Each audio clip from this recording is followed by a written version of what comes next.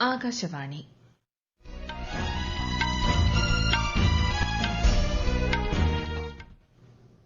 നമസ്കാരം. വാർത്തകൾ വായിക്കുന്നത് ലക്ഷ്മി ശ്രീ വിജയ.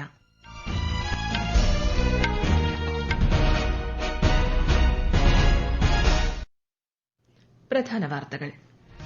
രാജ്യത്തിന്റെ സമഗ്ര വികസനത്തിനായി സമൂഹത്തിലെ പിന്നാക്ക വിഭാഗങ്ങളുടെ ഉന്നമനത്തിന് ഊന്നൽ നൽകണമെന്ന് രാഷ്ട്രപതി ദ്രൌപദി മുർമു. ഇന്ത്യയും മൌറീഷ്യസും തമ്മിലുള്ള സഹകരണം മെച്ചപ്പെടുത്തി തന്ത്രപരമായ പങ്കാളിത്തത്തിലേക്ക് ഉയർത്തുമെന്ന് പ്രധാനമന്ത്രി നരേന്ദ്രമോദി. എണ്ണപ്പാടങ്ങളുടെ നിയന്ത്രണ വികസന ഭേദഗതി ബിൽ ലോക്സഭയിൽ അവതരിപ്പിച്ചു. ദുരന്ത സാഹചര്യങ്ങളിൽ ഉൾപ്പെടെ അയൽരാജ്യങ്ങൾക്ക് സഹായം നൽകുന്നതിൽ ഇന്ത്യ മുൻപന്തിയിലാണെന്ന് ലോക്സഭാ സ്പീക്കർ ഓം ബിർള. പ്രസിദ്ധമായ ആറ്റുകാൽ പൊങ്കാല നാളെ, ഒരുക്കങ്ങൾ പൂർത്തിയായി. ഐഎസ്എൽ ഫുട്ബോളിൽ ഇന്ന് കേരള ബ്ലാസ്റ്റേഴ്സ് ഹൈദരാബാദ് FC പോരാട്ടം. വാർത്തകൾ വിശദമായി. രാജ്യത്തിന്റെ സമഗ്രവും സുസ്ഥിരവുമായ വികസനത്തിനായി സമൂഹത്തിലെ പിന്നാക്ക വിഭാഗങ്ങളുടെ ഉന്നമനത്തിന് ഊന്നൽ നൽകണമെന്ന് രാഷ്ട്രപതി ദ്രൌപദി മുർമു. ചണ്ഡീഗഡിൽ പഞ്ചാബ് സർവകലാശാലയുടെ 72ാമത് ബിരുദദാന ചടങ്ങിനെ അഭിസംബോധന ചെയ്യുകയായിരുന്നു രാഷ്ട്രപതി. രാജ്യത്തിന്റെ വികസനം പൂർണ്ണതയിലെത്തണമെങ്കിൽ സമൂഹത്തിന്റെ എല്ലാ ശ്രേണിയിലുമുള്ള ജനങ്ങളുടെ ഉന്നമനം ഉറപ്പാക്കണം. ഇതിനായി യുവജനങ്ങൾ മുന്നിട്ടിറങ്ങണമെന്നും രാഷ്ട്രപതി ആഹ്വാനം ചെയ്തു.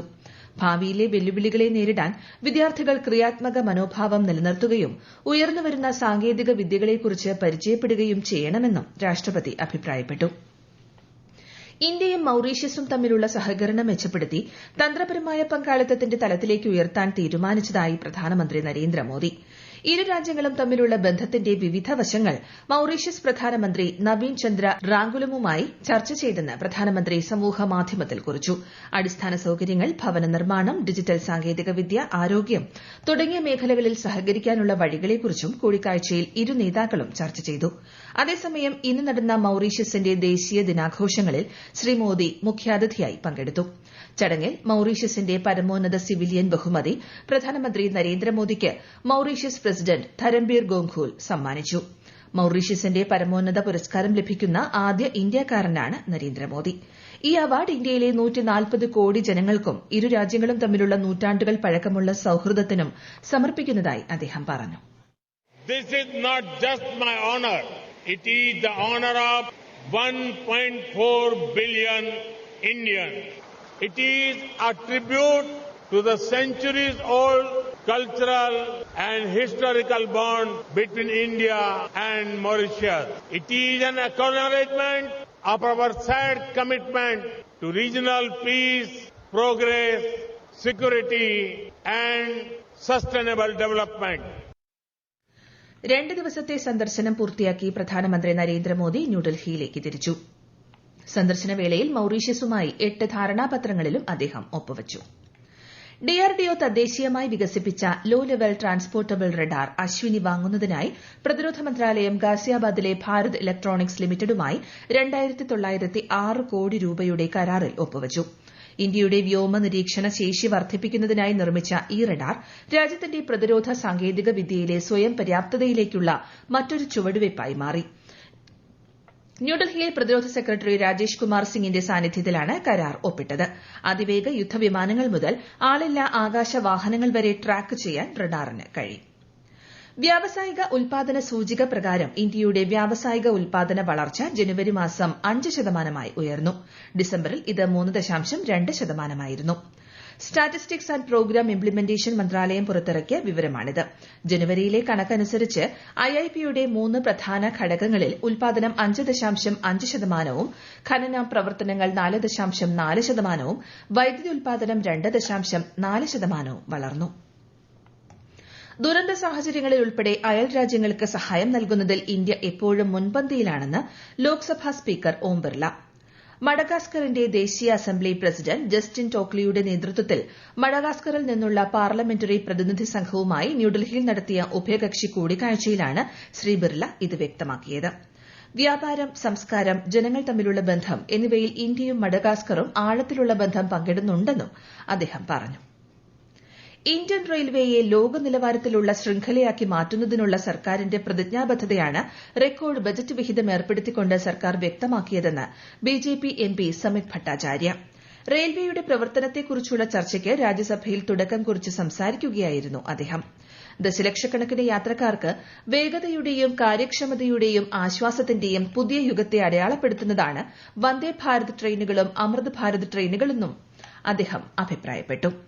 ഈ വാർത്തകൾ ആകാശവാണിയിൽ നിന്ന്. ആകാശവാണി വാർത്തകളും വാർത്താധിഷ്ഠിത പരിപാടികളും all India radio news Thiruvananthapuram YouTube ചാനലിലും all India radio news Thiruvananthapuram Facebook പേജിലും AR News_ തിരുവനന്തപുരം ഇൻസ്റ്റഗ്രാം അക്കൌണ്ടിലും AR News_TVM X ഹാൻഡിലും ലഭ്യമാണ്. 2025 മെയ് 1 മുതൽ മുംബൈയിൽ നടക്കുന്ന ലോക ദൃശ്യ ശ്രവ്യ വിനോദ ഉച്ചകോടിയായ വേവ്സിന് മുന്നോടിയായി ആഗോള സമൂഹത്തിൽ കേന്ദ്ര സർക്കാർ പ്രചാരണം നടത്തും. ആഗോള മാധ്യമ സംഭാഷണ പരിപാടിയിൽ വിപുലമായ പങ്കാളിത്തം ലക്ഷ്യമിട്ടാണ് പ്രചാരണം സംഘടിപ്പിക്കുന്നത്. മാധ്യമ വിനോദ മേഖലയുടെ സമന്വയത്തിന് വഴിയൊരുക്കുന്ന ആഗോള വേദി എന്ന നിലയിലുള്ള വേവ്സിന്റെ നേട്ടങ്ങൾ നാളെ ന്യൂഡൽഹിയിൽ നടക്കുന്ന പരിപാടിയിൽ വിശദമാക്കും.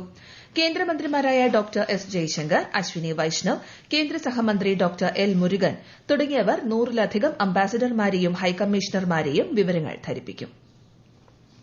2024 എണ്ണപ്പാടങ്ങളുടെ നിയന്ത്രണ വികസന ഭേദഗതി ബിൽ കേന്ദ്രമന്ത്രി ഹർദീപ് സിംഗ് പുരി ലോക്സഭയിൽ അവതരിപ്പിച്ചു. ഇന്ത്യയുടെ ഹൈഡ്രോ കാർബൺ വിഭവശേഷി വളരെ വലുതാണെന്നും രാജ്യം പ്രതിദിനം 5.5 ദശലക്ഷം ബാരൽ അസംസ്കൃത എണ്ണ ഉപയോഗിക്കുന്നുണ്ടെന്നും കേന്ദ്രമന്ത്രി വ്യക്തമാക്കി.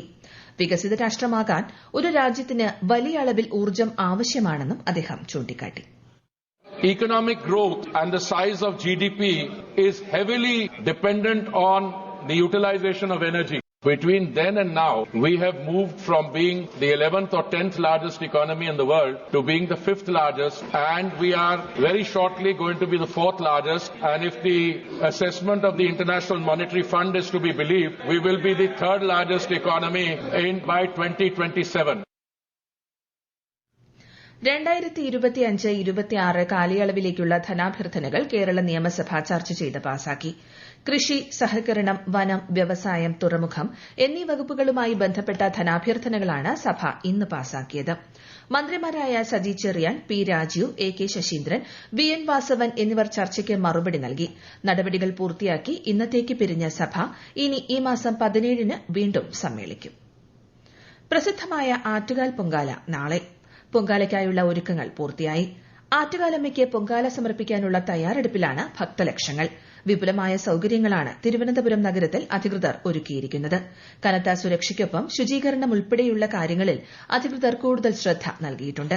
പൊങ്കാലയോടനുബന്ധിച്ച് 700ഓളം KSRTC ബസ്സുകളാകും സർവീസ് നടത്തുക. പ്രത്യേക ട്രെയിൻ സർവീസും ഏർപ്പെടുത്തിയിട്ടുണ്ട്.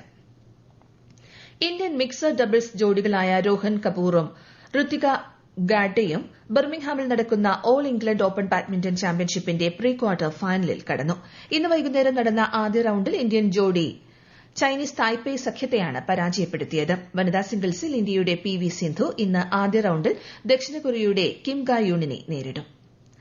ISL ഫുട്ബോളിൽ കേരള ബ്ലാസ്റ്റേഴ്സ് ഹൈദരാബാദ് FC മത്സരം ആരംഭിച്ചു. തെലങ്കാനയിലെ GMC ബാലയോഗി സ്റ്റേഡിയത്തിലാണ് മത്സരം. 30 ദിവസത്തെ വെടിനിർത്തലിനുള്ള US നിർദ്ദേശത്തെ പിന്തുണച്ച് യുക്രൈൻ. റഷ്യയുമായി ഉടനടി ചർച്ചകൾക്ക് തയ്യാറാണെന്നും ഇന്നലെ സൌദി അറേബ്യയിലെ ജിദ്ദയിൽ നടന്ന ചർച്ചകൾക്ക് ശേഷം യുക്രൈൻ അറിയിച്ചു. ജിദ്ദയിൽ യുക്രൈനിയൻ ഉദ്യോഗസ്ഥരുമായി 8 മണിക്കൂറിലേറെ നീണ്ട ചർച്ചകൾക്ക് ശേഷം എടുത്ത ഈ നിർദ്ദേശം റഷ്യയുമായി പങ്കുവയ്ക്കുമെന്ന് US state secretary Marco Rubio അറിയിച്ചു.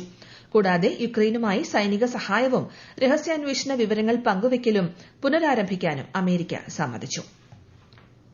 കഴിഞ്ഞ 10 വർഷത്തിനുള്ളിൽ രാജ്യത്തിന്റെ പാൽ ഉൽപാദനം 63.5% വർദ്ധിച്ച് 239 ദശലക്ഷം ടണ്ണിലെത്തിയതായി കേന്ദ്രമന്ത്രി രാജീവ് രഞ്ജൻ സിംഗ് രാജ്യസഭയിൽ അറിയിച്ചു.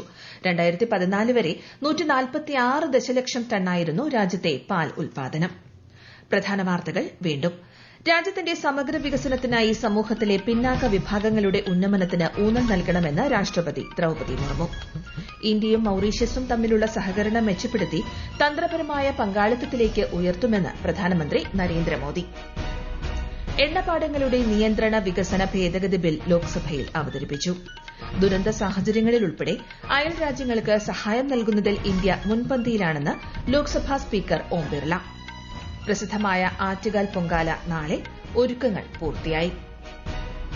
ISL ഫുട്ബോളിൽ കേരള ബ്ലാസ്റ്റേഴ്സ് ഹൈദരാബാദ് FC മത്സരം ആരംഭിച്ചു. വാർത്തകൾ കഴിഞ്ഞു. അടുത്ത വാർത്താ പ്രക്ഷേപണം 8:35-ന്.